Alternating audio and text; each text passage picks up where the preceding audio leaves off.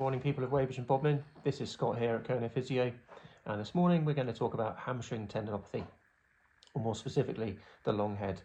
Now, how do you know if you've got a long head chronic hamstring tendinopathy? The first question you've got to ask is, who's giving you that diagnosis? Make sure whoever you're seeing is professionally trained and allowed to give you a diagnosis. I'm seeing more and more frequently patients come to see me and they see an acupuncturist or a massage therapist and they're giving diagnosis. Pretty dangerous game, okay? Physiotherapy and physiotherapists and other health professionals are trained to diagnose accurately without the need for MRI imaging. So make sure whoever you're seeing is qualified to give you a diagnosis in the first place.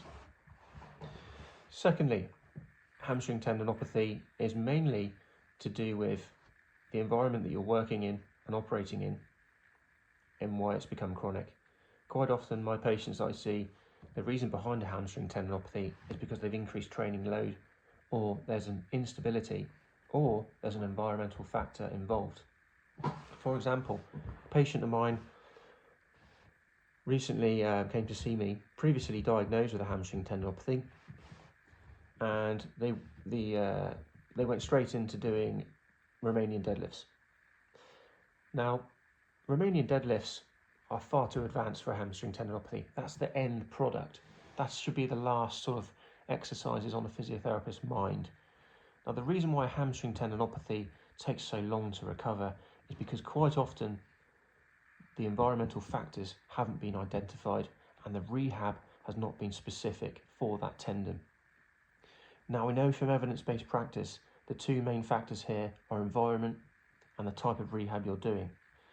So the patient came to see me. First thing I asked was, where are you working? Works for the postal service and was spending a lot of time sitting in a sorting office on a hard chair for long periods of time. And what that does is that restricts that insertion point for the long head of the hamstring. Okay? Now that's going to weaken the tendon, it's going to aggravate the tendon before you even started doing your rehab. So the first thing we did, we told him to stand up more frequently or not sit down at all at work. So for the first week, we got him to stand up. We then brought in a gym ball and he was sitting at work on a gym ball. That's a massive plus for the patient to get over this chronic hamstring issue. We then spoke about training load and the dosage of exercise, okay? The dosage of exercise and the training load from a rehab perspective is crucial. We reduced that right down and we gradually started to build things up. All right, just going out and doing a 10K on a Saturday is not the answer to a rehab, especially a chronic one.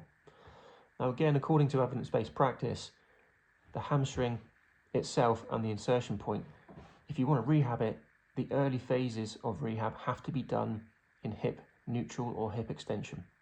So any form of hip flexion is too much. You're asking too much for that hamstring. So you've got to really tailor that rehab and make sure your rehab exercises are done from a hip extension perspective.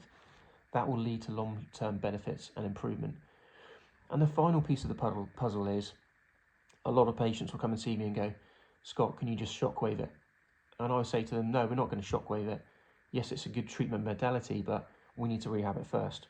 If you can show me you are putting in the necessary steps, you're listening to me as a physio, and you're willing to come on board to rehab this tendon properly at the end of the day, then yes, we could potentially do a little bit of shockwave to promote that rehab process. It doesn't fix it. Shockwave does not fix anything. You have to put in the work and it has to be strategic. So if you're struggling with a long-term hamstring issue, give us a call at Kernow Physio. I'm happy to help.